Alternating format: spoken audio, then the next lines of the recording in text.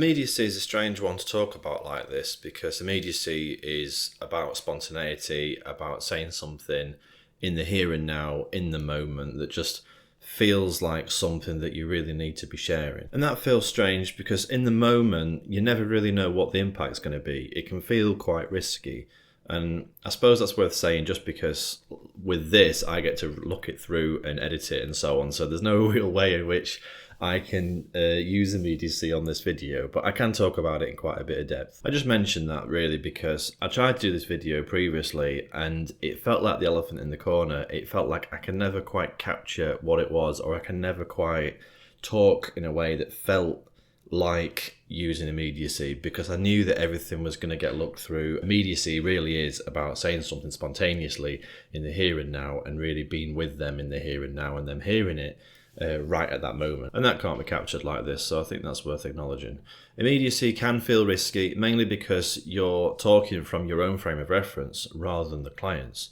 Now, I think I've said before, when you're offering the core conditions, ideally you're in their frame of reference, stepping into their world, helping them explore their world. But there might be the odd occasion where something bubbles up inside of you and you feel as though the most appropriate thing to do, or perhaps the most helpful thing to do, would be to share what's coming up inside of you.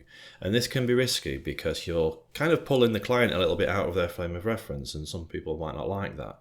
Some people might really like that, and they might really appreciate you sharing a bit of yourself in response to what's happening. So you never really know what might happen, and that's why it can feel risky. An example of this might be if someone's, let's say, saying that they're happy in response to something happening, but they look really upset.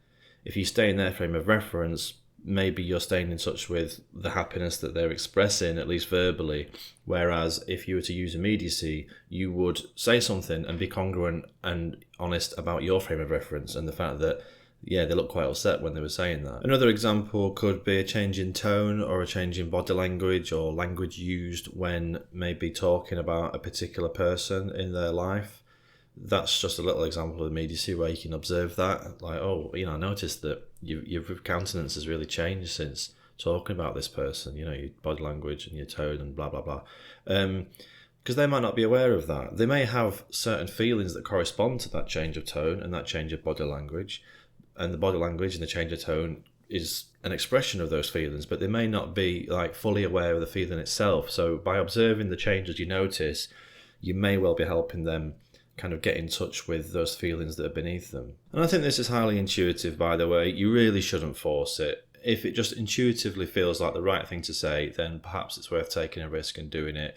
You're not kind of gonna have a good impact though if you're really kind of pushing, or if you're kind of forcing your way through some discomfort in you about doing it. I think it needs to feel right in the moment. An example of where this can go wrong, an example actually from my own experience, is one time when I used immediacy to really good effect, and it brought us closer together and it opened up a whole kind of thing to explore for the client that they were only dimly aware of beforehand. And what I did was, I thought in my head, hey, that was a good thing to say. Yeah, that had a real good impact. And what I did was that I saved that in my memory bank to draw from it in future sessions with other clients. And it didn't work because I was basically copying and pasting this other thing that was really effective into another session. And it didn't have a bad impact, but it certainly didn't have the same impact as before. It kind of fell flat. And that's because it's no longer immediacy. It's no longer genuine congruence. And it's no longer a natural and organic response to the person in front of me. It's become like a fossil from another time. And you need to be careful of doing that. Rogers actually talks about exactly this as well. So even the bloke that created the theory does it, and noticed him doing it sometimes. But yeah, that's something to look out for, because it's easily done. If you feel like some response was particularly effective in one scenario, you need to kind of resist the temptation of turning it into a formula, turning it into like a soundbite to pull out. Like, the whole point of immediacy is that it's a response to the here and now, feelings bubbling up inside of you, and it's spontaneous. Another example of immediacy could be asking the client how they're experiencing the relationship if you are beginning to wonder that. So for example, if a male therapist has a female client, and let's say the female client is talking about men and the abuse and the suffering that she's experienced as a result of men, and maybe just talking about men in general and how, they're not able to be empathic or listen properly.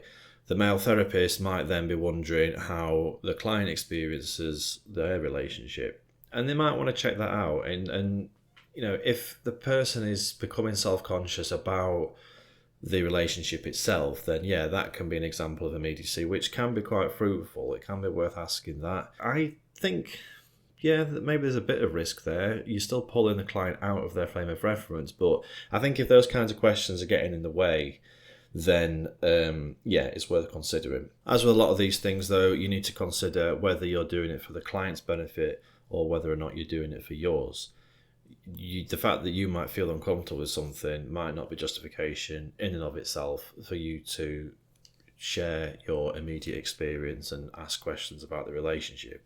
It might not be in the client's best interest to do that. It might be more about making you feel comfortable, in which case you need to think carefully about whether or not that's appropriate. It might turn out that actually they're a little bit uncomfortable with you for whatever reason. It might be nothing to do with you, it might be to do with their experience, but you kind of need to be okay with that possibility if you're going to ask the question. So if you're simply asking so that you're comforted and you're soothed and so on, then I don't think that's a good enough reason. You genuinely need to be doing it out of a non-defensive curiosity in order to be able to, I think, bring it in the room in a way that's likely to be helpful. Another example that feels particularly relevant in relation to this is that of race, specifically clients who are of colour talking about racism, and the therapist, let's say who's white in this occasion, not wanting to acknowledge the fact that they're white and that might actually be having an impact on how the client expresses themselves in the room. Immediacy in this example may well involve acknowledging your whiteness if you are white and you're a therapist,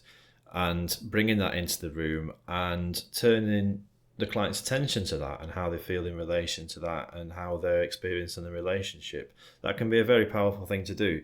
If you're not comfortable with your whiteness, though, and the fact that being white is not neutral and people might experience you being a white therapist in a particular way, if you're not comfortable with that possibility, then you're not going to be able to cope with an honest discussion about it. And I guess, yeah, immediacy probably only needs to be done if you can kind of cope with that discomfort and leaning into it and the honest conversations that can arise out of it. There might be some occasions as well where immediacy is used not in relation to the relationship itself, but rather you... It's my cat. But rather you wanting to just express a bit of how you're experiencing them. There's been times when I've kind of gone off piste and kind of stepped away from the trodden path of the therapy to just share just a little bit of how I've experienced that person, and I've had a real urge to do that, and I don't know exactly what it is that's made me do that on some occasions with some people and not others, but it's felt really right in the moment, and I've thought, you know what, I want to share this. I really want to share how I'm experiencing you right now, and I have done, and that can be an example too. I don't think immediacy is just a counselling skill, though. I think it's a relational skill, something that happens all the time between different people. In my head, immediacy is really relevant to humour, and it's the difference between the kind of humour that arises out of the moment spontaneously with someone, saying something and it's just a perfect response to something that's happened and it's really funny. I think there's that on the one hand, which involves immediacy, like a spontaneous expression of something, in contrast to like a scripted joke. That doesn't mean that a scripted joke is less or whatever, but there's something really lovely and something almost like beautiful about moments of immediacy that can result in, really funny responses and really funny situations. And I don't know, I just wanted to share that just because I think it makes it more approachable to consider it in day-to-day life and not just in the counselling world.